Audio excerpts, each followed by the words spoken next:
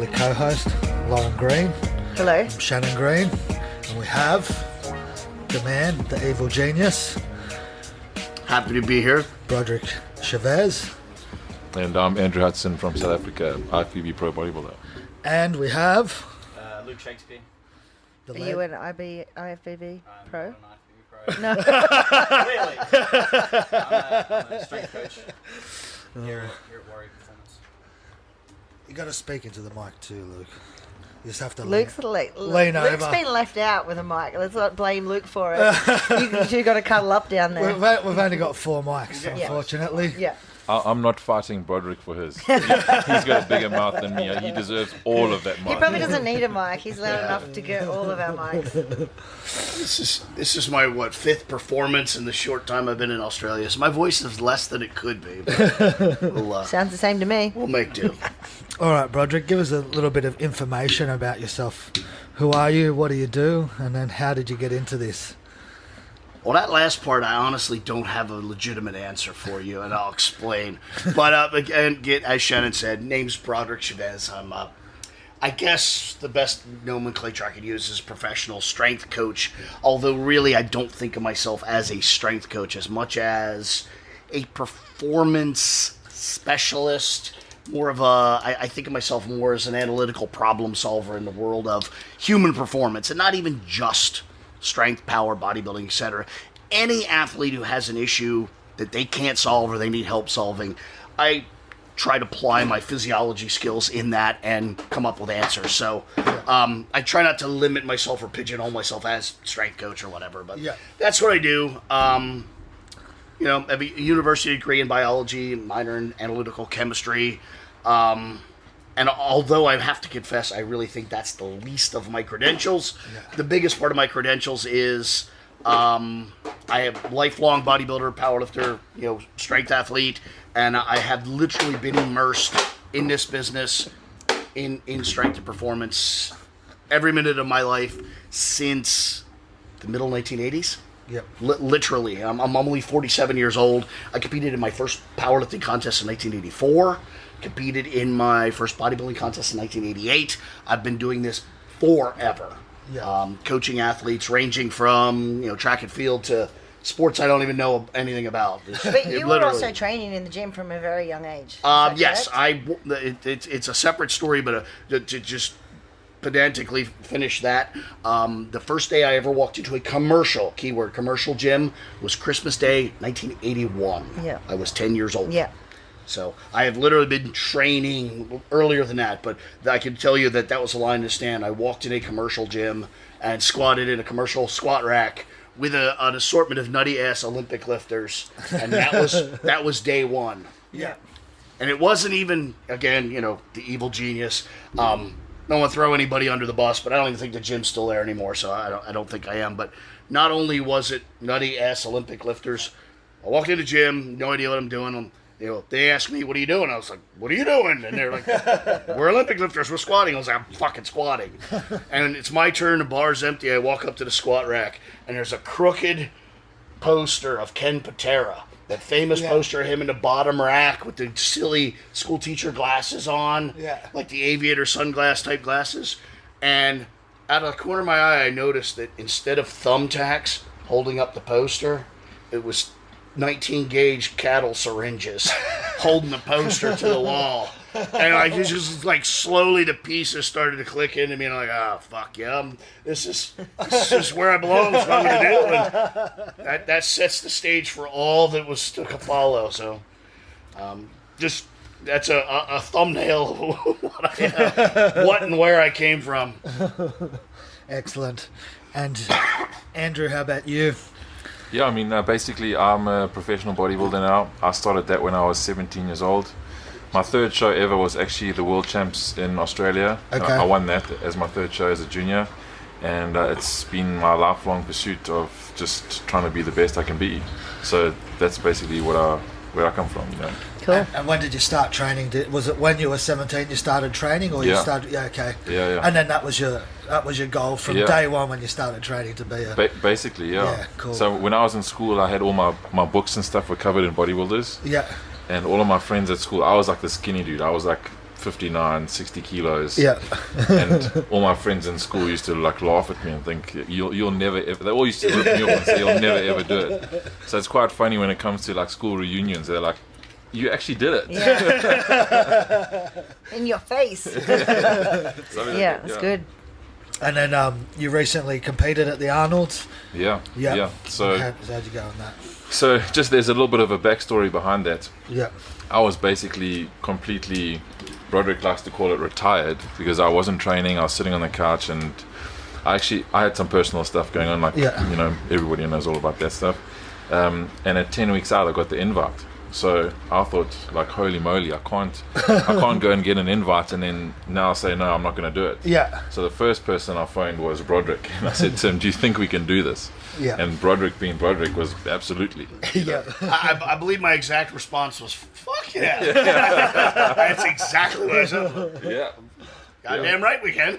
So we basically had a balls to the wall red line prep from start to finish, which was actually quite nice, you know, like instead of knowing like I've got like 24 weeks long drawn out, like 10 weeks of hard work is actually not that bad. Like I still feel fresh mentally. Yeah.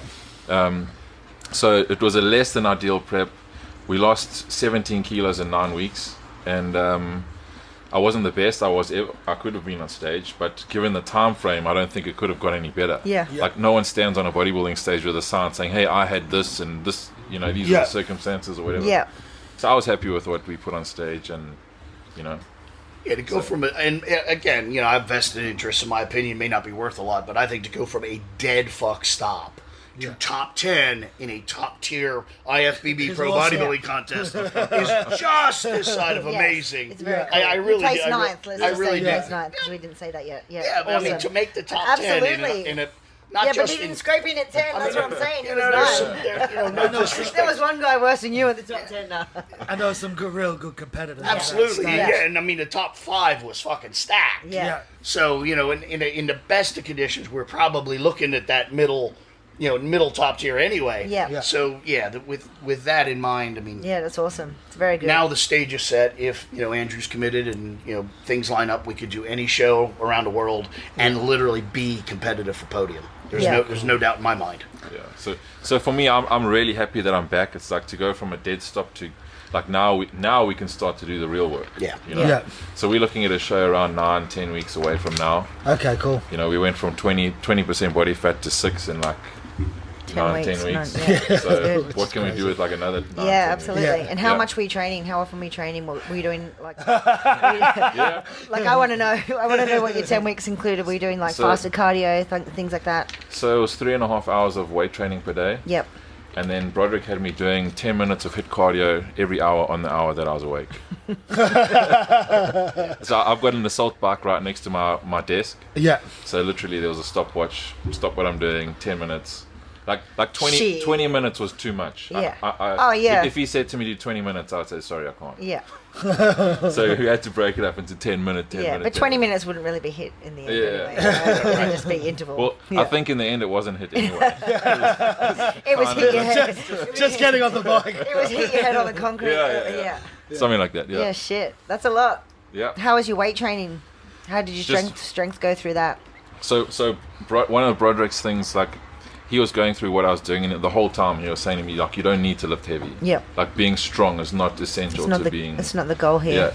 So it was just volume. Yep. Yeah. You know? Yeah, but actually the exact thing I told him is I basically said, I don't give one fuck what you do, as long as every time you touch a barbell, cable, or machine, you are able to perform 8 reps or more. Okay. If anything falls below 8 reps, you're wrong. Yeah. Stop what you're doing. Yeah. Step back, reset, go again. Yeah. And that is my belief. I think that genuinely somewhere around 100% of bodybuilders train too fucking heavy for their job description. Yeah. Judges do not give a fuck Yeah, how they much you care. can squat, bench, or deadlift. Yeah. They care how you look in underwear, which is just a side of creepy, but you have to remember that that's the gig. Yeah. You know. So what color was your underwear? Black. Yep, plain. Not like the rolly and sequins the purple. yellow. No flash here. No. It's not team flashy. Yeah. So how many calories were you on? around 3,000, 3,100. Okay. So I'm not a very active person. I sit behind a desk all day. Well, you are if you're doing hit on yeah, the hour every hour. He made me into one. Yeah. Right. Yeah. Well, that was actually the original discussion, even before the contest came up. When we started associating, one of the first things I said is like, that's just not acceptable. Your insulin sensitivity shit. Yeah. Because you're just sitting around, and we literally cooked up the idea you have to get a piece of cardio equipment for home, Yeah. or go outside in the retarded African heat. Then walk around the block, and that shit was vetoed right away. Yeah. So we're like, all right, we're gonna get a piece of cardio equipment, and he cooked up an assault bike. And originally, the idea for that was just to get maybe once or twice, maybe 3 times a day, 10-minute blocks, just to upregulate insulin sensitivity and metabolism and even circulation. Yeah. And then it just ideally was in place for this panicked prep. Cool. Yeah. Crazy stuff. Yeah. but it's not that bad. Like with such a short period of time. Yeah, 10 weeks is not It's really, the end of the world. Yeah. even right now, I'm ready to go. Like I want to go downstairs and train right now. Yeah. You know? And that's going to happen here, directly. I'm hungry. We're literally importing a training partner. He'll be here directly. Yep. So, Broderick, Yeah. so who were some of your early mentors in the gym? Besides the Olympic lifters. Well, it kind of went in flights. It was those guys, and they were actually a couple. It was Reading, Pennsylvania. If that means anything. That was in kind of that coal belt area that was associated with like York, and even all the way around to Columbus, Ohio. So it was kind of the same mindset of people. So it was not nothing. They were for real, and I progressed partly because of them. Good environment, good influences. I progressed pretty quickly. At the time, I certainly don't now, but at the time, a good structure and good shape for bodybuilding. So even though even from the beginning I was kind of strength-minded, bodybuilding was, dare I say, easy for me. Yeah. So I started doing local, originally even natural bodybuilding shows, and then moved, on. And I was I don't want to say a prodigy, but I was a promising teenage bodybuilder. Yeah. And because of that, I was quickly recognized by some very big names in the industry. Actually, originally, Dan Duchesne. Okay. And then through Dan, I wound up meeting Tom Platz, Fred Hatfield, and those were the people that I clicked with. Tom and I, Fred and I, and even better, the two of them, we just really fucking clicked. We had similar somethings. Yeah. And I spent a lot of time, just running around, sniffing their butts and just, what are they doing and what's going on? And I was super interested, and they were probably pretty frustrated by me, but they were good enough human beings to recognize that somebody that interested had to have some value. Yeah. And literally, to show you how ridiculous it was, at 15 years old, I solo, no parent, no adult, no nothing, got on a 747 on the East Coast and flew to the West Coast and literally slept on people's sofas and what have you, just to be around those people. Yeah. So that's the level of immersion. Yeah. Sitting at the breakfast bar watching Tom Platz drink black coffee and chocolate Pop-Tarts, frothing about the just debauchery he's about to engage in at the gym. That's what my little 15-year-old mind was, partially frightened, partially intrigued, It's cool. Yeah. So what was one of the biggest, or a couple of biggest takeaways you would have had that you learnt from Tom Platz? Interestingly, the biggest thing I probably learned from Tom is that I don't have any of the shit he has. I'll explain. I and Dr. Fred and a couple of others, very, very analytical. There's a problem, there's a solution. You get a book, you find a solution, I move through things very rigidly and analytically, and even did then. Yeah.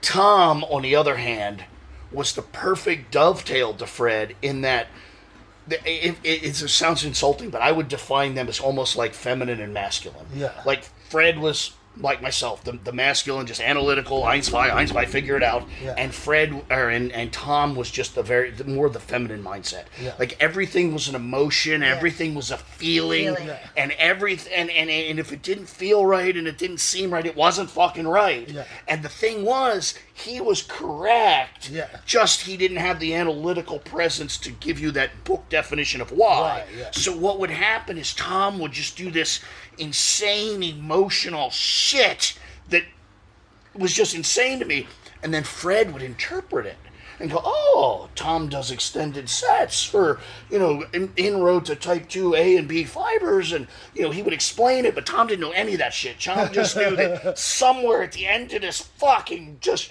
retardedly extended, excruciating set, somewhere he'd get to a point and, oh, it's done.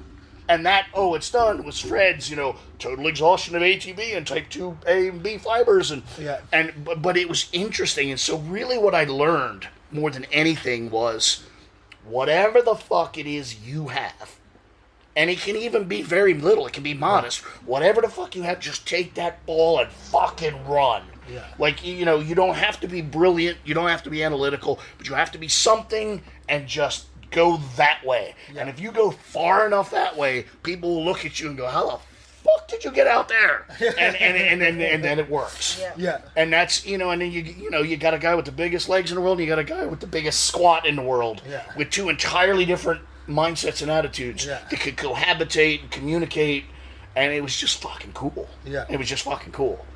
And I don't want to besmirch, and I never want to be that old guy that's like, back in my day, but I almost feel like that day is gone. I almost feel like there aren't collections of people at that level that are willing to work. Now it's all like factions and camps and 100%. The idea that you could just bumble into the gym and happen to train between 2, 3, 4, 5 of the greatest on earth. It's gone. It's not. I miss that. I really do. Yeah. So then, what was your biggest takeaway from Fred? It's funny. The later Fred, he just passed a few years ago. So, the later Fred was this elder statesman that I think anybody younger than like maybe 35 just wouldn't know that in his youth, Fred was just a stone cold fucking killer. Yeah. He was ruthless. I mean, the level, like, you don't understand commitment. Like, you just don't, like, Fred understood commitment. Fred just, I mean, seriously, he stood at the bottom of the mountain and told God, I will fucking squat 1,050 pounds. There's no chance. There's no argument. You get no say in it. And literally, just don't make me come up there. And that's what I learned from Fred, was just unadulterated, just almost hatred level commitment. Yeah. Like, he loathed the idea that there was a barbell he could not pick up. It caused him chest pains. Like, fuck! Like, he literally, I watched this with my own eyes. In the middle of a workout, just a regular old workout, he's doing, 600-700 pound high bar squats. He would move to the rack beside it and put 1050 on the bar and just like caress it and just like fucking, just like, oh, we're gonna talk, it's on this day, and we're gonna, like, you don't understand the level of just, and in other days, instead of like caressing, he would like fucking stink eye it. He's like, oh, fuck you, like, how dare you sit there and be 1,100 pounds, like, fuck you, like, that's the kind of commitment I got out of Fred, just like. I remember like conversations about drug use, and I was a child, but I didn't present as a child. Yeah. But legally, I was a child, and I remember Fred just saying, like, if there's a drug that might get me across the finish line, but might kill me, I have to seriously sit down and think about that risk reward. Like, it's not off the table. He's like, the level of commitment is, what are the odds it'll kill me before or after? Yeah, that's the level of commitment. He's like, I don't mind dying, but the problem would be I can't die before the squad. Yeah, like that's a level of commitment. Like, people just don't fucking have that. Yeah, he's like, it's not a debate about whether it can kill me. It's a matter of when will it kill me. Yeah. Like, that's a different issue entirely. So, people look at me and they're like, hey, you're pretty intense. You're pretty... They don't understand. I was in the presence of just, the epitome. Like, that's just, like, it's scary. Yeah. It's just scary. Yeah. Is that how dedicated you were to your prep, Andrerw? I think I've got to up my game, man. He was actually having a talk with me about how I've got to conquer some donuts. There was that. The whole mindset of like just conquering every single thing, whether it's eating a pack of donuts or a set of squats or a plate of chicken. That was the actually in this case it was Dorian Yates we were talking about, but Fred Hatfield had that same attitude. Like his coach, his mentor was a man named Mel Siff. Yeah, I don't know if you know that I name. know Mel. And exactly. Classic bit of literature, Super Trainings. Everyone out there should own it. Go buy it. And I have no vested interest in that. I'm just telling you, like, the Stress of Life, Super Training, a couple others, like, the original Underground Steroid Handbook, like, that's where this shit came from. You should have it. But, Fred had that from Mel Siff. Like, they were, biochemically, they were a little wrong, but the idea was, you have to be explosive in the squat. You have to have high velocity. Yeah. And so they did just what I said. They took what they had and ran off in a direction way too fucking far. And so they actually got to this point where if I, in any way, shape, or form during my day, achieve a position where my femur's at 90 degrees to my shin, I have to return to the top explosively. So literally, at dinner table, they would just leap at the end of dinner. They would leap into the fucking air and like Mary Lou Retton, just because they're at squat depth. So the only way up is as fucking fast as the human body can do it. So like literally, like they go out in the driveway, drop their keys. Oh fuck! And they pick their keys up. Ah, shit, I'm down here. Bam! Jumping into the air. I'm not joking. I'm not kidding in the slightest. Like, that was the level of mindset. Like, this idea, like, practice like you play, they took it to an absurdity that is just beyond, just beyond. Yeah. And that's what I took from those people was truthfully, I mean, everyone listening, everyone at this table can easily realize that's ridiculous. Yeah. But at the same time, if you go off into the ridiculous, by definition, you've covered all the not ridiculous. And that was kind of their attitude. It's like, I don't know how much is enough, so I will do it all. Yeah. Something's going to get me there. Just basically use a machine gun to cut down a tree. Yeah, in a way, I'd like to think it was a little more elegant than that, but it was. But again, just that's the. You asked me what the takeaway was, and that was the takeaway. Just a level of absurd commitment that's just almost hard to get your mind around. Just hard to conceive.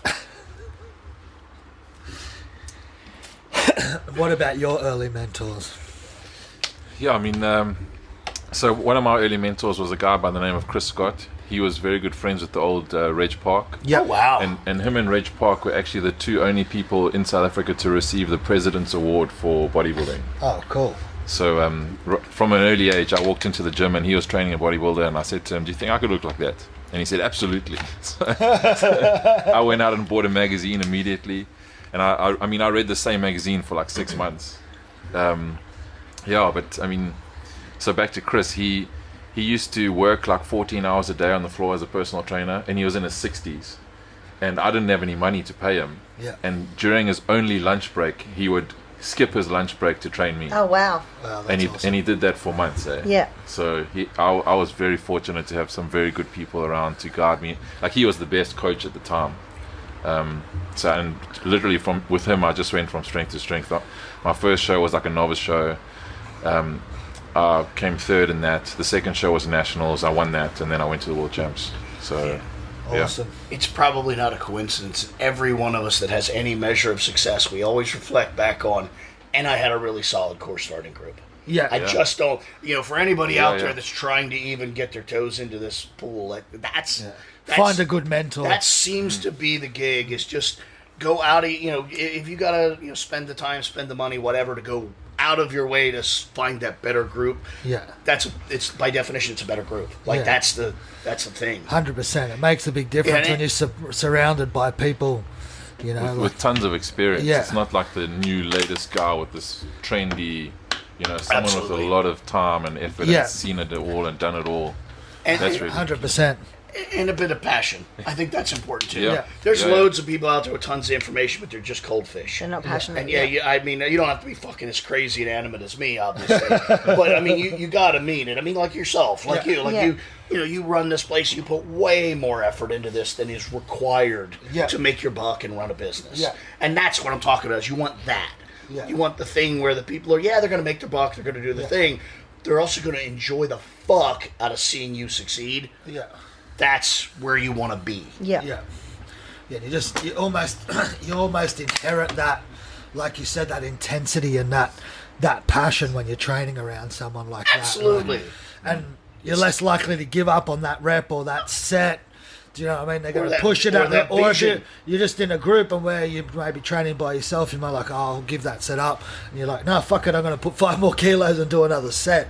And then that over time obviously adds up to a lot more volume. Absolutely. And I mean, I remember, so when Lauren was first training and there wasn't that many strong girls in the gym, and then a girl came in to train in here who was a very decent level female competitor, IPF competitor, and she started training and Lauren's watching her train and she's thinking, fuck, she's no different than me. Like, what, like, why is she so much stronger? And then from that day, the amount that her lifts increased was crazy. Yeah. Like, it just completely changed her mindset because she was always training around the guys. So the guys are stronger, but you can also make that disassociation. Oh yeah, they're males, so they're a bit stronger than me. But as soon as she's seen another female doing it, she's like, fuck, I can do that, you know. So sometimes it just takes being around those sort of people to make that difference. Definitely. Sure. Definitely. Yeah. And now I'm giving shit to the boys, being like, how much do you deadlift? Oh, so I've got you by 2.5 kilos then, yeah? That was for you, Brendo. So what was the biggest takeaway from your mentor? One of the things that stands out the most. Well, the funny thing was, he was all about volume.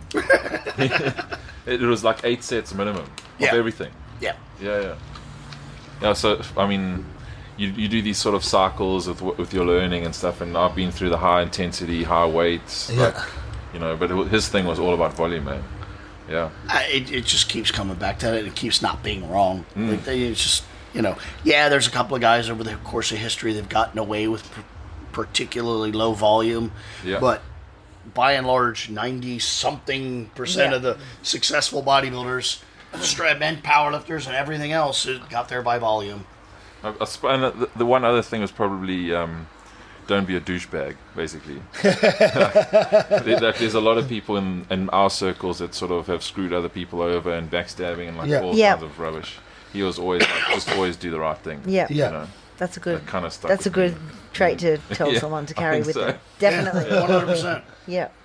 Well, it's true because we had the Pro Raw at the Arnold's just last weekend, and so I almost bombed on bench. And for my third bench, like when I came out the back, the girls told me that everyone was quiet and watching the screen, and when I got it, they all cheered and like everyone ran over to me. And there's like that camaraderie is amazing because I've heard before, like in the IPF, and I've heard in the States, like it's very competitive and no one wants you to do well. Yeah. So they would have been waiting for you to fail. 100%. Like the whole flight of girls cheered when I came, like when I got the lift. Yeah, that's you really know, so it was cool. so good. And from then on, I was like, this is the best comp that I've ever done. Like, I feel so loved right now. It doesn't matter what happens from here, you know? So it was really good. It's nice to have that support and just to have that kind of positivity it's around funny you. you mention that because that's a thing. Like in America, powerlifting is just a disgrace. Like I don't even associate like that whole gender association. Like I'm at the point now where I refuse to associate myself as a powerlifter. When people ask me if I lift weights, I definitely don't say, "Oh yeah, I'm a powerlifter." I don't even do that because it's just a disgrace.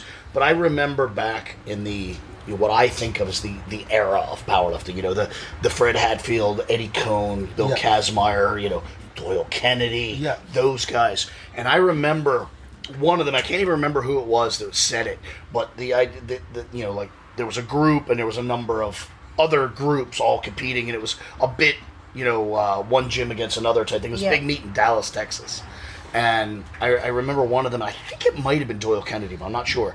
But I remember him, cheering the performance of one of the opposition, and somebody kind of remarked like, "Oh, that's crazy! Like he just beat your guy," and he's like, "Yeah, he did. Yeah. He was actually he was there to see powerlifting. yeah. He wasn't there to see his team or not, or he was there to just see squat benches and deadlifts. And the best squat bench and deadlifts was going to be the biggest gym. Yeah. Like he just was there to see the sport. Yeah. And that is so gone in my country. It's so disgusting.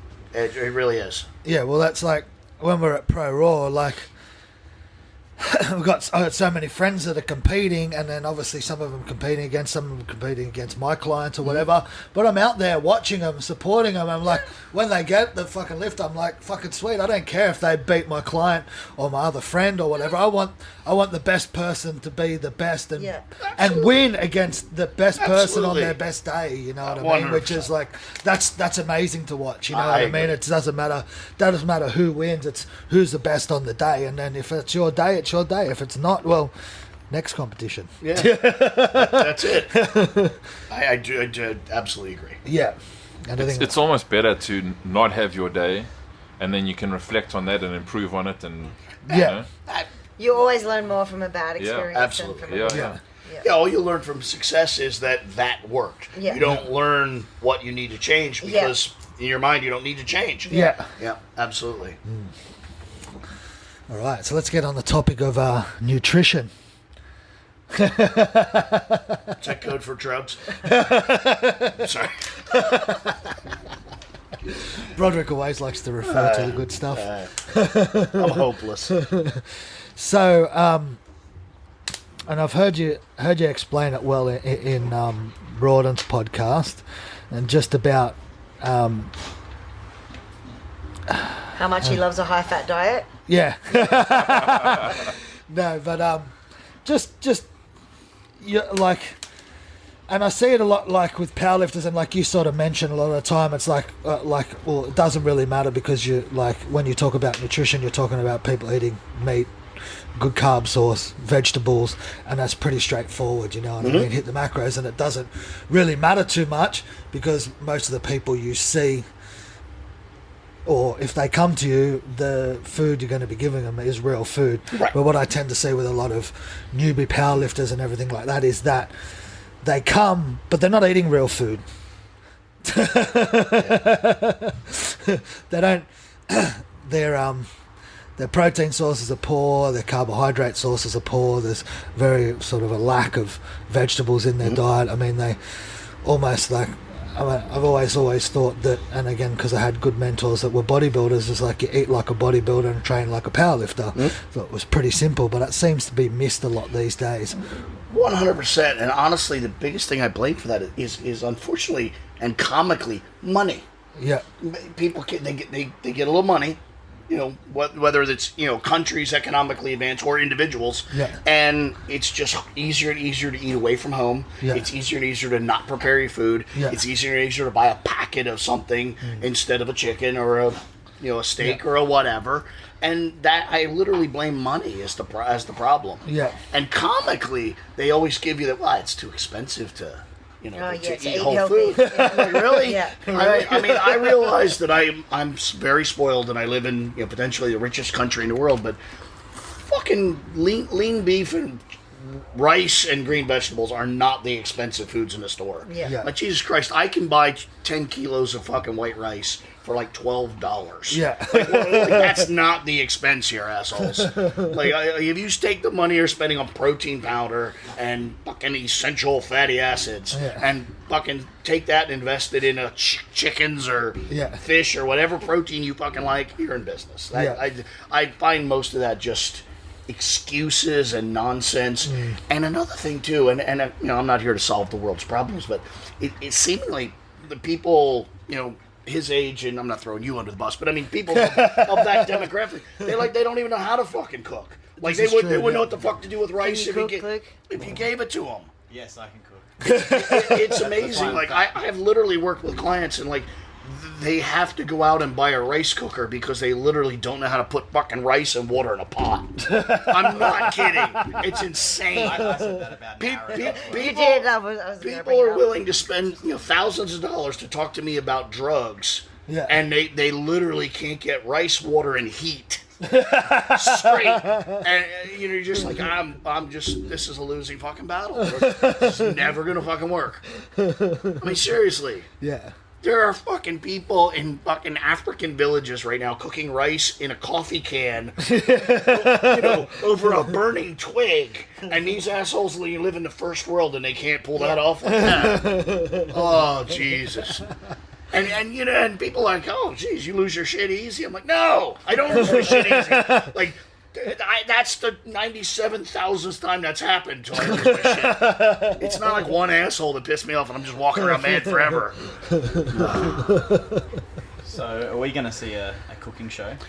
It's show? funny. It's funny. I did a video in a hotel room about me making coffee. How I made a French press of coffee. And I literally have all the shit. I give away all this drug information, all this nutrition. That's my most watched video. So maybe the next one's how to fucking work a pot and a scoop, assholes. Maybe that's next. It could happen. It could fucking happen. Yeah. You sell that shit. You know what's funny? It's funny actually. On this trip from New York to L.A., the celebrity chef asshole Robert Irvine. I don't know if that means he's a TV chef. I know the name. I just can't put the face to it. The one with vaguely muscular arms, like he's a little bodybuilder. Yeah. Oh yeah. He was on the flight. Okay, cool. and actually, I'll say for a dude who's a chef and not an athlete, he actually is half-ass muscular. Yeah. That's the one where he goes in and is that the one that like revamps like people's businesses and stuff like that? Yeah. He's got a protein bar or something with his name on it. Everyone's got a fucking protein bar. Talk about the worst piece of food ever. Yeah. Candy bars with a sprinkle of protein. Get some fucking beef jerky. Some biltong. Yeah, biltong for us. But biltong and beef jerky are not the same thing. No.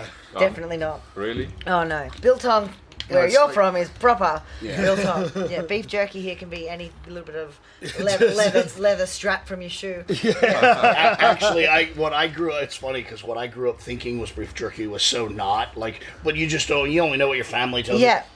My grandfather was just a maniac of a human being. I can't imagine it. I won't even go into the story. But my grandfather was just a crazed maniac. He lived in Tucson, Arizona, and those of you don't know this it's a fucking desert. Yeah, it's blazing hot, and there's no humidity. Like you literally go out in the sun and you could see water leaving you. He would literally buy a steak and just cut it into thin strips. Sprinkle it with salt, and go out, and I can't even make this up, hang it on the clothesline with clothespins in the morning, and then just go out at night and pick it and put it in a basket, and there was this basket of beef jerky on the counter, and I thought that's like when I grew up and moved out, I was like, what the fuck is this stuff? This is not beef jerky, because that's what I thought it was, just sun-baked fucking salty meat. probably tastes better than half the beef jerky on the market these days. It's still to this day I pine for it, despite the fact that it's nothing. Well, biltong, the real biltong. It's like real moist and stuff. We always have that on hand as backup in our house. Every South African I know does. Yeah. I lived in the UK for a long time, so there was a few South Africans who I worked with, and they would always go, "Oh, I'll bring you some from the shop," because everyone has a little local shop which will do home sort of treats. Yeah, so that was always a good day in the office when someone brought me a bag of biltong. That's funny. So, what about your off-season diet? What does that sort of look like? Well, we have yet to do a proper off-season, and I think that's probably the part that I'm the most excited about. Yeah. So, I mean, Broderick and my relationship is a pretty simple, straightforward one. When we first got together, he basically put the whole plan for the next 8 months together. The biggest thing that I really have taken away so far is the concept of having a timeline and actually laying it all out, and and he's really, really good at that. Yeah.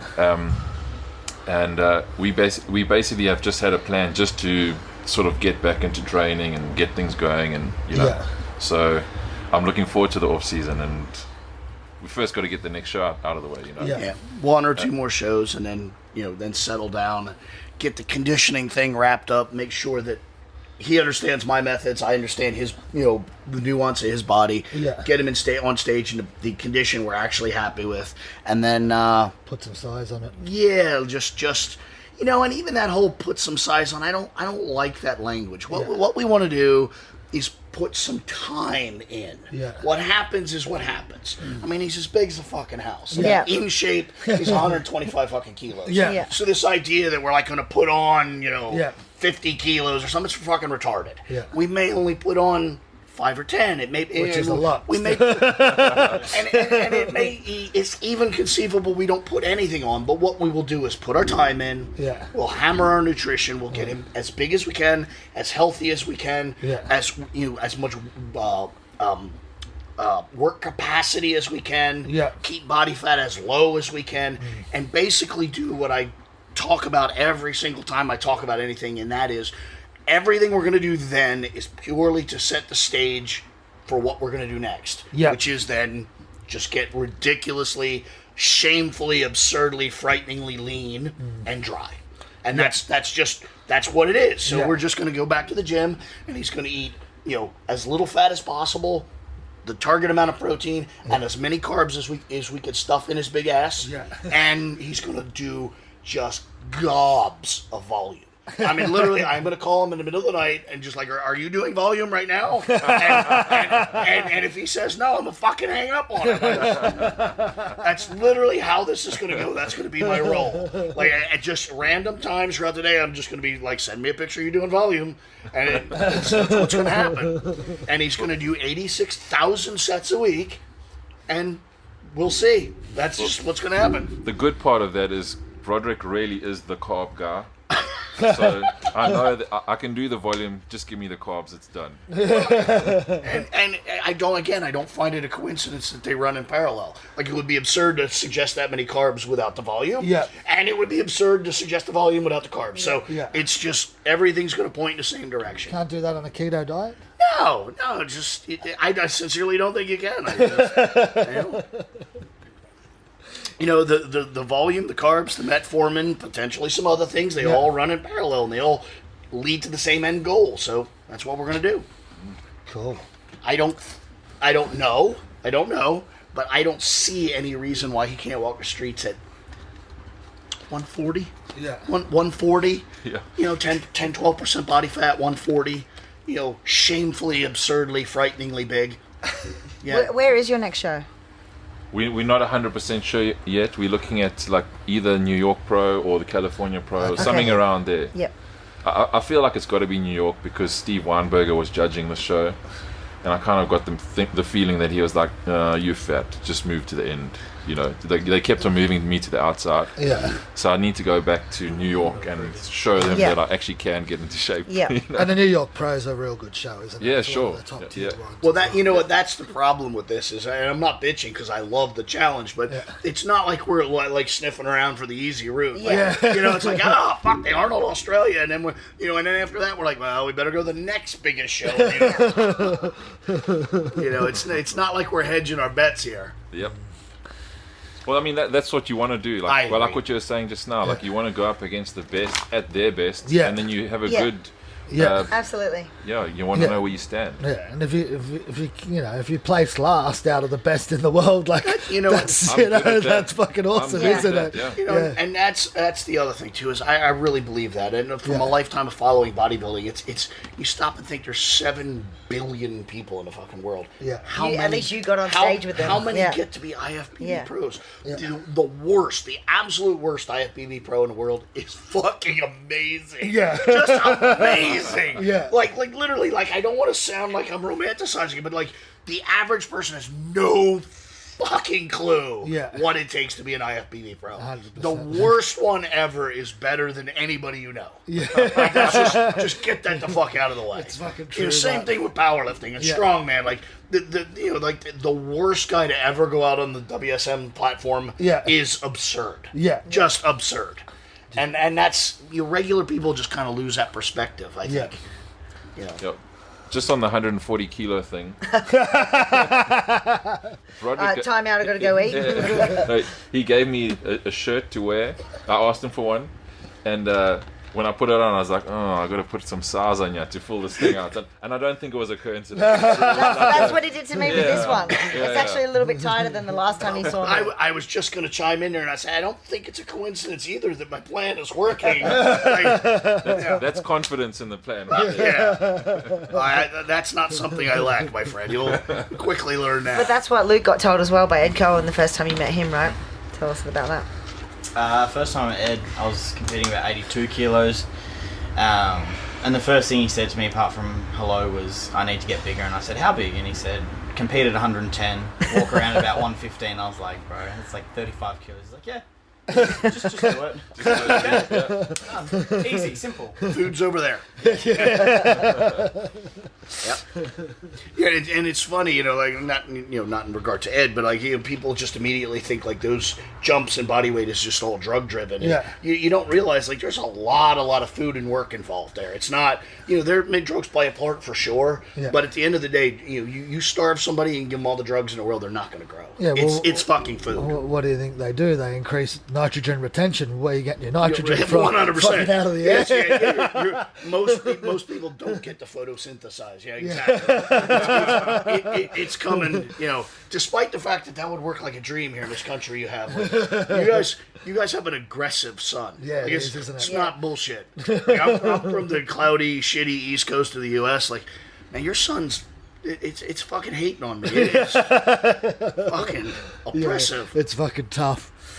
There was a guy that used to own a bodybuilding shop out in Bankstown, and then used to do a lot of those under-the-counter supplements back in the day. Like they'd have like pro hormones and stuff like that. And skinny guys would pull up, they come in their singlet, and they're like, "Well, what do you got? What do you got under the counter?" And he'd turn around and he'd look at him, and he'd go, "What I want you to do is go home, get a kilo of chicken, 36 eggs, eat it, come back and talk to me." He wouldn't sell them anything. He'd kick them out of the store. He'd pretty much just tell them that they don't know how to eat and fuck worrying about what's underneath the counter. Absolutely. Go home and eat. And I think actually, like you said, that's a big thing that's lost these days. A lot of people want to try and shortcut it, and you just can't shortcut it. It's dedicating yourself to eating meals every 2 to 3 hours constantly for fucking years on end. Dan Duchesne used to joke. And really, I think much like myself, he wasn't joking, but he would say it in a joking manner because it was just basically such an offensive thing to say to most people. Was that bodybuilding was actually just competitive eating? Yeah, 100%. It was half a year competitive overeating and half a year competitive starving, and that's literally all bodybuilding was. Pretty much. He said, there's some drugs, there's some lifting weights, there's some other shit, but at the end of the day, if you're not good at that part, you are not good. Yeah, that is it. And I absolutely agree with that. It just seems to be that way. And it's gotten even more absurd with now we have these, 200 kilo strongmen. Like, literally their job is to consume groceries. That's their fucking job. Like, there's just no exception. Yeah. Like seriously. You back in the 80s, there was like like Vic Richards was, I ate 10,000 calories. Yeah. First of all, Vic Richards is fucking retarded, and I don't think he could identify 10,000 calories ever. Like, I just don't think that was possible. But we now actually have humans consuming 10,000 calories. And every once in a while they'll do, like, the internet stuff's such bullshit, but every once in a while I saw Marcus Roll do what I thought was the most interesting video ever. And he literally put every single thing he was going to eat in a waking day on a table, and it was a fucking mound of food. I mean, it was, it was a bag of rice. It was multiple chickens, multiple steaks, 24 eggs, a basket, like a laundry basket of vegetables. And then you just put it there and you just realize, like there's West African villages that don't have that much food. And this asshole is just going to devour that in the course of a day. And not enjoy a second. And just hate it, not like it, sweat, and like hold his fucking abdomen, but get it. Just go and fucking do it. I remember Tom Platz telling me actually, I kind of even remember seeing it a little bit. Tom Platt, like literally, to get his calories, he would finish the day. Not good nutritional information, by the way, everyone, but literally with a container of Haagen-Dazs ice cream, literally just like the last single spoon, and just putting it on it in his mouth and just laying on the floor, just like, fuck, I hope I'm huge in the morning. Just laying on the floor, just bloated, just with this pint of ice cream on his bloated stomach, just laying there with his little flipper arms. Just, fuck, I better be huge. How much of your food have you actually enjoyed? No, it's actually been pretty good. Broderick basically just gives me the numbers. 3-5. Did you say 3-5? That's 3-1. Yeah. 3-1. Yeah, Yeah, no, I meant like generally over your lifetime as a bodybuilder, gaining weight in your off season. How much? I mean, a lot of people just don't understand. Like, I've got a fast metabolism, so for me to even gain weight, I've got to hit like 5.5 to even start gaining weight. Anything under that, I start losing weight. So I understand what it takes to eat a lot of food, and I just don't think people sort of understand that it's actually not enjoyable. No. So I come from a very sort of bro sciencey background. Yeah. So it was always like you have to eat super clean, and like everything was like you can't have any sugar or any salt or any of the what's typically not. And just over the years, recently, I've started studying all the stuff, and through Broderick as well. Yeah. So this last sort of phase has been one of the best, it's almost like liberating to know that you actually can eat some of that stuff. So the last 2 years or so has been pretty easy, but before then, to try and eat 8,000 or 9,000 calories from rice and chicken is I used to be a full-time PT, and I used to blend up my steak and rice. I just put it in a blender. Sound familiar, water, Luke? Just blend it up and just down it and gag on it and all that kind of stuff. Down fast, 5 minutes. Oh yeah. I think it's and also coming from being very skinny. Like I was 59 kilos when I started. Yeah, I was the same. was So 55, I was skinny. 55. So food is definitely, it's like there's a love-hate relationship for sure. Yeah, you got to love eating it, but you're not really enjoying eating it half the time. You're just pushing it down. Like, it's time for another meal. Fuck, I could definitely skip this meal. I definitely think there's still something to be said for that bro science, because there's a lot of fucking big guys walking around that just pounding fucking real food. Absolutely. Yeah. But actually, it's something I said in, I don't know if it was Sydney or Melbourne. These have all blended together, and it's been a whirlwind. I think it might have been Melbourne. I said I actually had my food moment, my epiphany, my food moment. When this was right about the height of my career. I was like 32 or so, top of my dosage, top of my strength, top of everything. I actually had this moment of epiphany where I kind of like came out of the douchebag athlete fog, and I realized I was sitting on the toilet, clutching a bowl of rice, with eating, and I just realized I was like, this probably isn't appropriate in so many ways. Like, you're just sitting there, you're just like you're like distended abdomens holding the bowl of rice, and you're actually on the shitter, and you're just like looking down at your pants. You're just like, That's just gross. and it literally again like just a la Hatfield, Platts, etc. Like I was just like, I better just finish the rice. So yeah, it's that bad at times. It really is. Yeah. I thought I was extreme when I was eating in the sauna that day. I want to do the sauna. I've got to get my clients going to come in soon. I've got to get my meal in. No, it can get bad. It can get ugly. Really, it's ugly is more the better definition, description. What about training? So as far as like bodybuilders going, you were saying like volume is king. I think so. Yeah. I think the research suggests that, and I think experience supports that as well. Yeah. I don't want. There was a guy in Sydney who was very determined to get me to kind of endorse his idea of very bookkeeping type progressive resistance, and I don't have a problem with that, but I sincerely don't think it's the best way, or it's certainly not the only way. Yeah. And then what about like Dante Trudell, sort of his stuff where he had a lot of guys doing sort of high frequency but low volume. He definitely got a lot of people very big. Doesn't he do like a lot of extended sets as well? Yeah. Yeah, but it's more like one set with like it's a like a multiple sort of drop set or a rest pause type thing, and I mean like I guess there's volume there, but it's probably typically what most people will call low volume. It's not like you're doing 8 sets of the one exercise at a top weight or whatever, sort of working up to a top set and going to failure 3 times, something like that. Yeah. Like I said, I don't want to say that isn't a method, but my complaint with that, even in the scenarios where it works, take any name you want to use. Oh, Menser did it, Yates did it, whatever.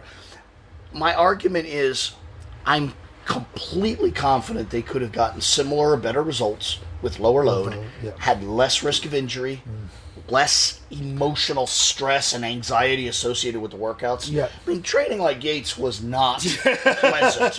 I mean, literally, his training partners walked around outside in a sweat with a fearful look like they were going to the fucking gas chamber. Like, it's just not a fun way to live. Yeah. So I think if you scale the pluses and minuses, even if both worked equally well, and I'm not sure they do, but even if they did, I still think you can make the solid argument that moving away from that higher load, higher risk environment is better.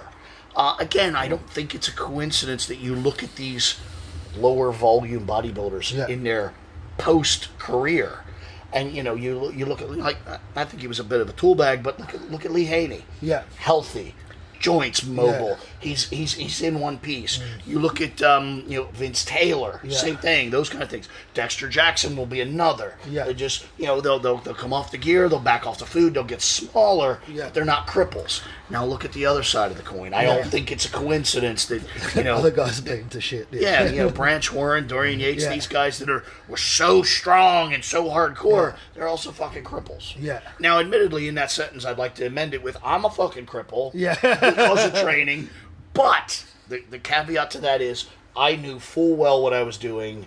I did it. I went in with eyes open, and I did an awful lot of shit because it was no other reason, because it was fucking funny. I think most of this life is purely about my own entertainment. So don't necessarily take what I did as the gospel. Take what I say as the gospel. Do as I say, not as I do. Yes. Exactly. What about like tonnage as a metric for volume instead of sets or reps? Well, honestly, as the load goes up, one would assume that the overall tonnage is going up as well. So actually, it's not. 100% it's not. Grab a piece of paper. No, not saying that like if you lift more, you need to do less, but like no, someone larger, could they potentially, if they're lifting more weight, get away with doing less total working sets? You know what I mean? Like if you get a string being 50 kilo dude in the gym, they could like flog their arm for hours and hours and hours, but I guarantee if you did 20 sets on your massive arms, like they'd be sore the next day. You know what I mean? Well, first of all, is that scalable? Well, first of all, soreness and muscle growth really not very associated, so skip that. It's kind of like sun tanning. The goal here is to get to a scenario where you can go out in the sun, exposure, come in and not be sunburnt, not be sore. So at all times, compare every biological concept to something simple that you can understand, like a suntan. The goal here is early on, you get sunburnt, you have to stay out of the sun, you get and each time the burn gets smaller, your recovery gets shorter, and then you're just in the sun. So keep that in mind at all times. Soreness really not equatable to, it's equatable actually to new stress. It's a sign of a new stress. So if you make a muscle sore, it's because you did something that was new and different. That's not really positive, that's negative. Now, if you keep pursuing it into a point where it's no longer making you sore, now it's a positive. So that's the first thing. But the second thing is think about volume like an algebraic equation. You have sets times reps times load. So if you and I both go into the gym and we're going to do exactly the same workout, we're going to train together, just bros to the end, and we jump down and we're going to do 5 sets of 5 in the bench press. Or let's go 3 sets of 10 because it's easy. We're going to do 3 sets of 10 in the bench press. And you do 100 kilos and I do 150 kilos. You lift 100 times 10, 1,000 times 3. You do 3,000 kilos of volume, whereas I'm going to do 50% more than that. So we did exactly the same sets, but I lifted more volume. Now, let's say in a different scenario, we do the same workout, but I do 3 sets of 10 with my 150 kilos, and you do 3 sets of 6 or 8 or something with 150 kilos. You do the math, you still do less volume. The equation works out so that it's not about the number of sets. It's not about the number of reps, and it's not about the number of the volume of the load. It's about the amalgam of what that comes out to.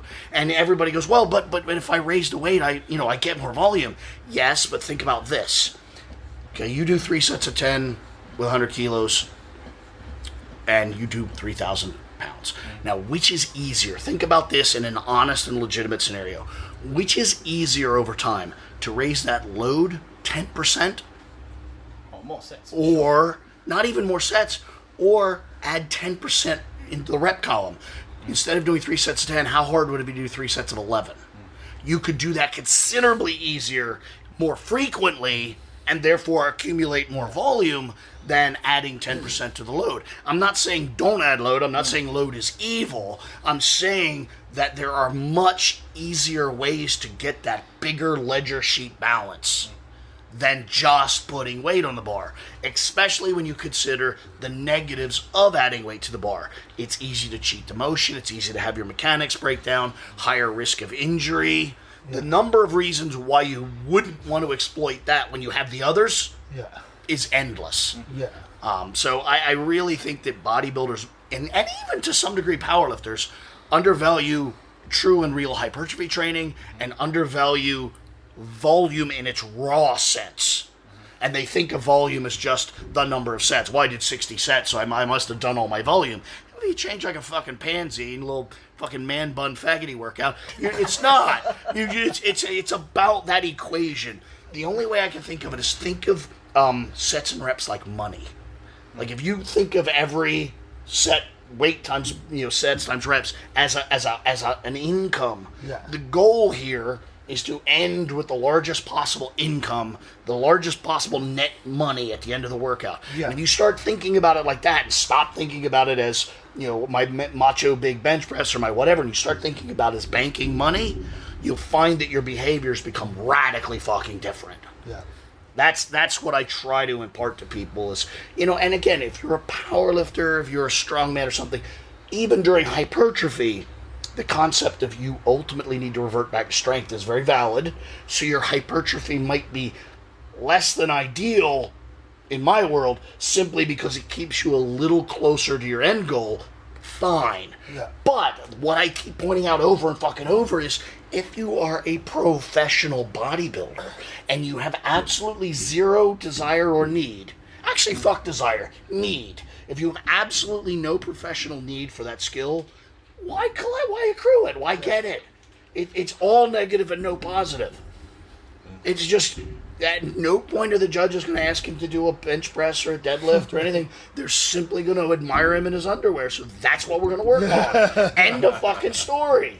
As in the least gay way possible. So as a powerlifter, how much do you squat? When I'm strong, maybe like 200, 205 or 6. Yep. So it's pretty weak for someone that's 130 kilos. And deadlift? Around the same. Okay, I don't care about bench.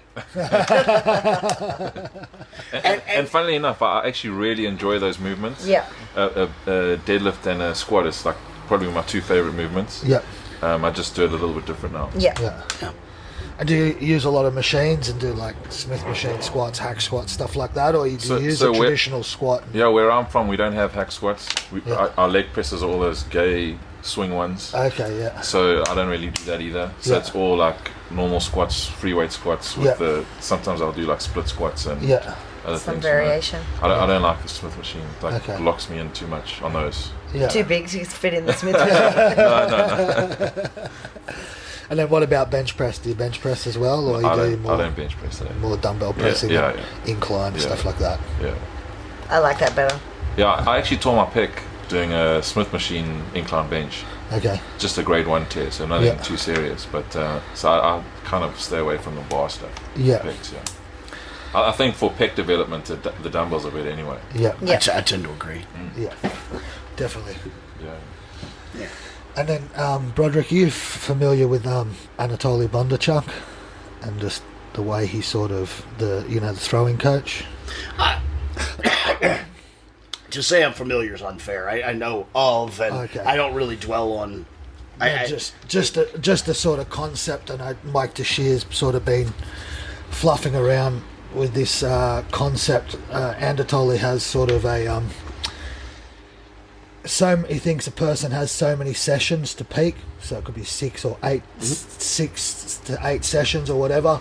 He finds the amount of sessions it takes him to peak, but he uses the same training session.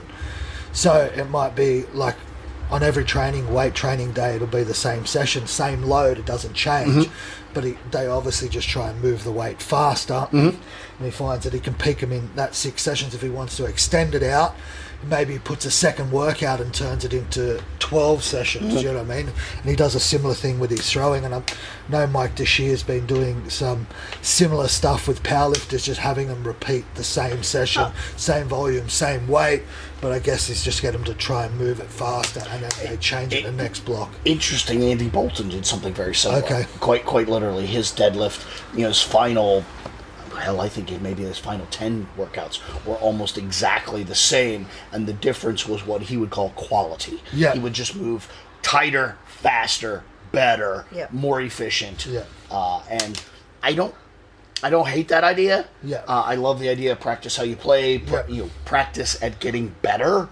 That whole practice makes perfect is actually a shit saying, because it only works if you practice perfection. If you don't practice perfection, you just practice your shit. And that's just horrible. Which I literally describes 80-90% of the powerlifters out there. They're just really good at shitty squatting. They're just really good at shitty deadlifts. And that's a bad thing. And the problem with that is eventually they either need to just quit or quit and learn to now squat better. And that's hard. It's really fucking hard. Back and exactly. Take a lot of weight Exactly. So I don't hate that kind of thinking. What I do think about that is it requires a level of foundation that I don't think maybe a lot of beginner lifters might have. The reason somebody like Bolton or Teixeira or somebody can repeat the same 80 or 90% load workout over and over and not touch the high 90 percentages is because they've done a shitload, literally by definition, a shitload of preparatory work, develop tendon strength, develops, structural strength, so they can just walk under 100% and it's not dangerous. Whereas to Joe average high school lifter, that would be fucking life-threatening.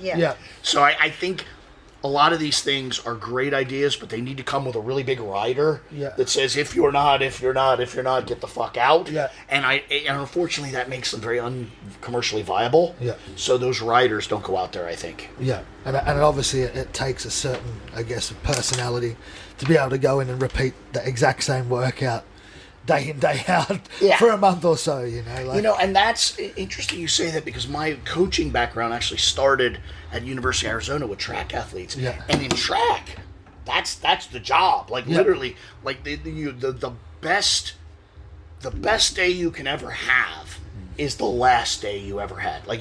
Repeating, in 100-meter sprinting and hammer throwing, the big fear is regression. The big problem is letting a bad habit slip in. So it's literally, that's the goal, is just be as good as you were last time, not worse. Be as good as you were last time, not worse. And then through accessory strength training, accessory nutrition work, accessory pharmacology work, you do the same job, but do just and just a little bit faster. But the goal is to just not suck at your job. Literally, that should be my t-shirt. Just get good at your job. Just don't suck at your job. Because the world is full of people that are just shitty at their job. Whether it's fucking giving me a cup of coffee, selling me a fucking hamburger, or squatting and deadlifting, the world is just chock full to the top of my fucking head of people that just suck at their job. And where's your fucking pride? Where's your balls? Just stop sucking. Just stop. I'm sorry, I'm fucking ranting, but it just drives me insane. How did you professionally get into a thing that you're shit at? How did that happen? How did you or 20 other people not just stop and say, you fuck? But that sort of goes, again, almost to your theory of volume. It's like, just don't suck at your volume and just be the same or not worse. Next time you go and execute that volume, and eventually over time that adds up with the eating and everything. And you hear the it builds douchebag on things top from of the powerlifters, like, oh, well, at my weight, it's so hard to do that much volume. And I'm like, well, don't be so fat. Don't be just like Broderick doesn't care about your feelings. I know. I really don't give one fuck. Like, you know, I feel that I'm pretty knowledgeable. I feel I'm pretty smart. I feel a lot of things. But at the end of the day, there's people way smarter than me, way more letters and numbers after their name, way more pedigree, that also say volume's the answer. Yeah. So let's get on with it. Yeah. You want to get better, do more volume. You want to be a fat fuck that whines, just do that somewhere else. I don't fucking care. And then what do you think about people who, like, sometimes will say taking drugs will make you do more volume? Is that necessarily true? Because what I found with people is that once they've sort of got their volume tier, they can't really do that much more. It's just that when they're using something, their percentage increases. They get stronger quicker, so their overall total volume increases because of the total tonnage. Right. But their total actual amount of reps and sets never really changes that much. Like, as if you want to, like, put it towards Mike's maximum recoverable volume type scenario. Interestingly, you're right, but yet you're missing a huge piece of the puzzle. Yeah. One, to use the Israelian language, the MRV and MEV are the benchmarks which you're talking about. Yeah. Drugs absolutely raise MRV. They do. Yeah. Okay? So people that claim they can't do more volume on drugs are either very dumb or very much lying. Yeah. They can. Yeah. Now, do they have to is the key word you're looking for. And the answer to that's probably not, because of a key thing with the whole drug use scenario is in natural sports or normal physiology, the lower threshold for the least amount of work you can do and get progress is that MEV. Yeah. Under the influence of drugs, MEV goes way down. Yeah. So now not only can you do more at the top end, which is harder and difficult and problematic, you can get more out of less on the bottom end.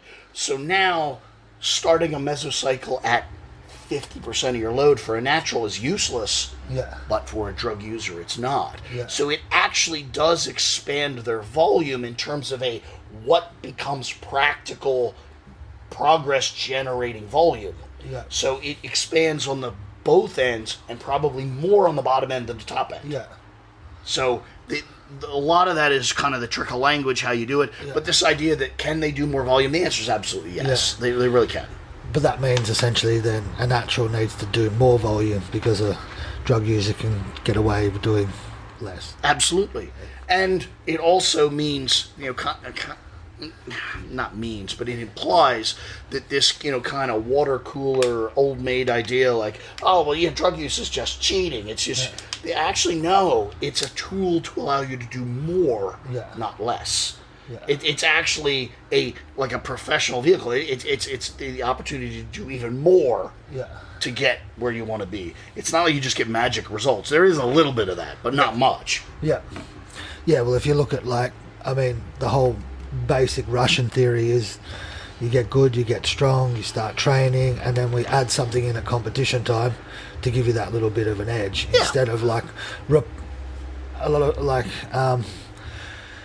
it was maybe when I was in the Chico seminar, and Chico's like, you don't use it as a crutch for poor programming. If you stall out, you fix your programming, not up your drugs, and then you change it, and then you get it right, and then you add it in.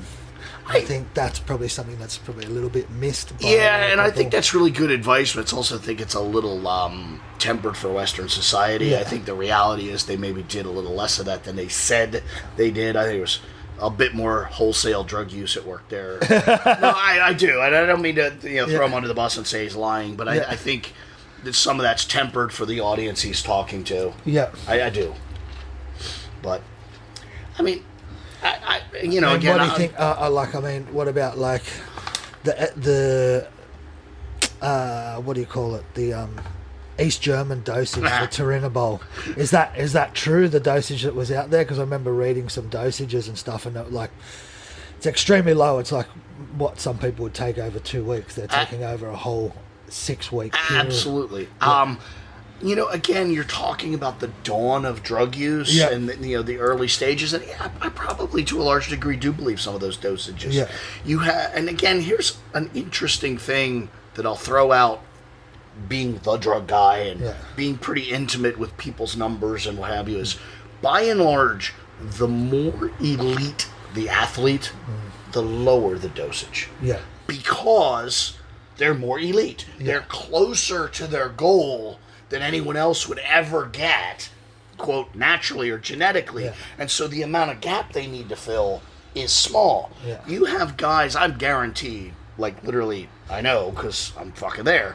You have guys trying to win state level contests that are on total dosages equal to or greater than some of the top 10 IFBB pros. Yeah. And the reason for that is, and no besmirch or disrespect to them, but they are in a very deep genetic deficit. And it takes that much force to get them to be competitive on any level. Yeah. Whereas someone who's potentially destined to be an IFBB pro is this much higher. Yeah. The analogy I use, and I just used this in one of the seminars, was it's like the idea of skin tone. Yeah. Like here in this fucking ruthless Australian sun, if you had an albino, somebody my color, and somebody the color of the island people, like we're all equal humans and we all have equal abilities and what have you, but for the concept of surviving in the sun, dark guy has big advantage. Yeah. Can the albino dude and can I get darker? Yes. But if we get as dark as we can possibly get, we may not get as dark as the dude who just lives here all the time and is normal. Yeah. And that's exactly how athletics work. If you turn that into ability to bench press or ability to whatever, if that guy has that much head start, it doesn't take as much to get him over the finish line. And that's what you find is, you hear these things, some things leak out like, oh my God, Lee Priest, this lion, he could possibly take those low dosages. He very possibly could. Yeah. Because dude had genetics upon genetics. Like but I think what people he could leave half his genetics at home and still win most shows. But a lot of things people forget in those days is the only thing that came in 250 milligrams was Sustanon ampules and Primachest and Ready Jets. And everything else is going to be somewhere between 30 to 70 milligrams 100% per mil. And so most people wouldn't have had the money to buy 40 ampules of Deca to do 10 ampules per week or whatever. 76 milligram ampules of Phenojet. Remember those? Yeah. Yeah. And the Parabolans. Yeah, and the I went through them in college like they were fucking water. The 50 milligram Primobolan preloads. Yeah. It was a Ready Jack and Orajec. Yeah. Remember that? Yeah. 50 milligrams. Like Primobolan tablets come in 5 milligrams, and it's like people don't realise that's what people use. Yeah, absolutely. If you hit maybe 900 milligrams per week, you would fucking on a lot of stuff because it was an expensive amount of.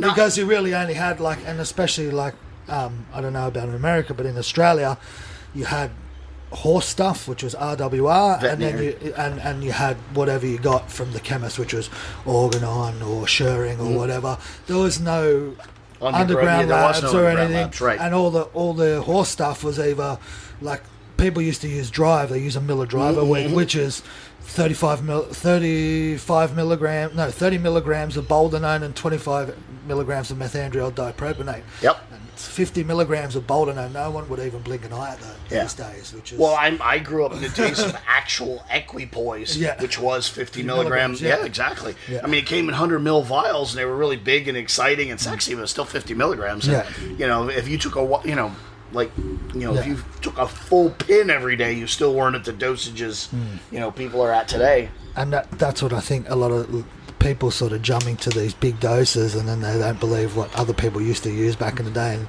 it's like, well, people just used to do it with food and sleep and hard training. Absolutely.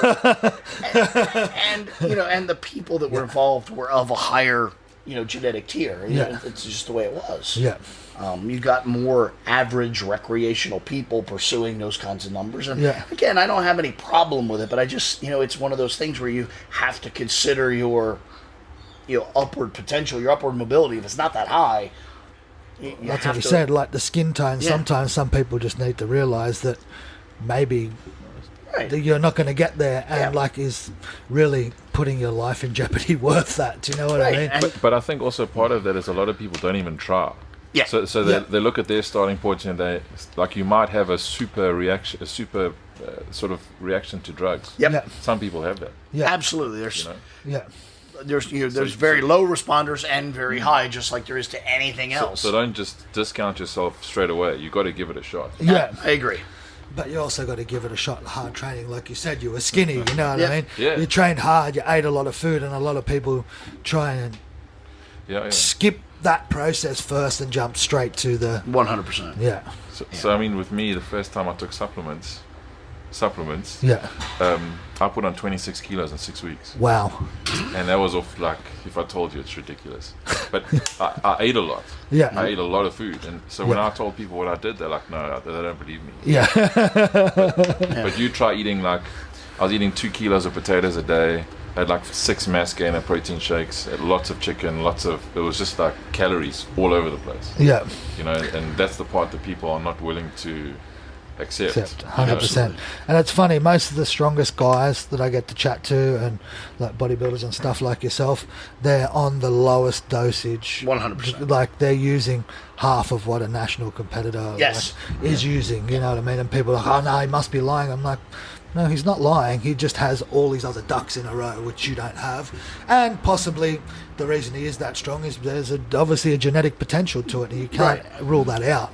And then obviously the genetic potential to being able to respond well to certain things as well. And unfortunately, that one, the funny thing is, we live in a time where, and I'm the drug guy, and I'm super pro drugs and all that, but this is a little bit disappointing when you think about it. Is in 1940s, 1950s, when you said genetics in regards to bodybuilding, you were talking about 6 foot tall, wide shoulders, narrow hips, long muscle bellies, full calves, low body fat.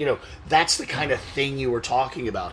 And now when you're talking about genetics and bodybuilding, you're talking about 2 things: drug tolerance and drug response. Doesn't matter how you fucking look, doesn't matter how you fucking shaped. If you could take enough drugs and live through it, you're going to have some measure of progress. And it is a little sad. It actually is a little disappointing. People forget that. I speak to people. Like, I had a client, I did his training and he got his drug advice from someone else. This guy would have been like competing in the 90 kilo class. His total was sub 600 kilos. And the dude put him on over 3 grams of gear. All the dude got was like bloated and an infection. Like, he couldn't train because he was just like, he wouldn't recover. He just felt like he had a flu the entire time. That people forget that drugs use itself is a physiologic burden. Like, yes, they help, but it's also you're exposing yourself to a serious pharmacological intervascular burden. inflammation, high blood pressure, all that, and kidney stress, and then the body's got to deal with that. Like you said, like health and performance are not synonymous, but you have to have some level of health to have maximum performance. You to have any performance. You need to go in there with a buffer of health, and not destroy it to 100%. offset that balance. And that people forget the drug use itself is a negative. It may not be a significant enough negative to tip the equation. Ideally, but you can go crazy, and it becomes it's kind of like you have chronic pain. Painkillers are wonderful. Get a painkiller addiction, not wonderful. So it's a simple scale of you need the amount you need to get the result you want, but more really has no additional positives and probably just going to lead you to negatives. And that is really how it works. Do you have specific metrics that you'll track during someone's enhanced prep to see if you need to add more or take more out, or? I don't. I understand your question, and It's a very broad question. Right? No, and it's a really good question. The difference is who I am and who I work with. I don't work with just anyone. first of all, and the people that I work with. So I am not even putting out a suggestion, prescription, plan, whatever you call it, unless I'm pretty goddamn confident it's dialed. Now, do I track things in case of an unexpected, something comes up that I'm not prepared for? Absolutely. But in general, that idea of twisting and tweaking mid-go, I really don't do that, because I really think that would be an indication that I suck at my job. Like, I really believe in that whole just don't suck at your job. That's the whole point. Like, the fact that I'm comfortable laying out an 8-month plan is because I'm comfortable laying out an 8 month. Yeah, exactly. Like, I've got 30-something years of experience doing that. And I have a body of understanding of the athlete and et cetera. So, but to give you the information you're probably fishing for is things I would look for are overall health markers. Do some bloods. Pulse and blood pressure. Blood pressure is the most valuable and cheapest metric that any fucking human being can get. I get people all the time ask me, well, should I take my blood pressure? Like, what kind of fucking dumbass question is that? Like you ever check the oil in your car? They're like, oh yeah. Like, really? You treat your car better than you do yourself? Holy fuck balls. Like, that's impressive. Even if you're not taking drugs, you should be tracking it. Absolutely, every human being on this planet should periodically step on a scale, check their pulse, check their blood pressure. Personally, I think they should do that once a week. Yeah. But again, it's not a coincidence when you go to the doctor. What are the first 2 fuck things they do? Yeah. They put you on a scale and they check your blood pressure. Not a coincidence. And seriously, like, I'm not making this shit up. Like, every civilized country in the world, that's the order of events. Yeah. Give me your insurance card, get on a scale, give me your arm. That's how it goes. Yeah. There's a reason for that. Yeah. I would do that, and then in the kind of the, excuse me for being offensive, but in the touchy-feely world of making money as a personal trainer, that what I call the pen pal bullshit. I don't want a fucking pen pal. I don't want to hear from you that often. I don't give a fuck. But I'm super serious. But in a situation where you're, interacting, in a, kind of a revenue stream kind of thing, I definitely track the disposition. Are they excited about their training? Are they not? Are they excited about their progress? Are they not? And it sounds silly, but your disposition is a really, really good indicator of either your environment or your overall health, or both. And so I really think you can draw trend lines of how people perceive their progress and how their body perceives their progress. I really think they're much tighter correlated than people think.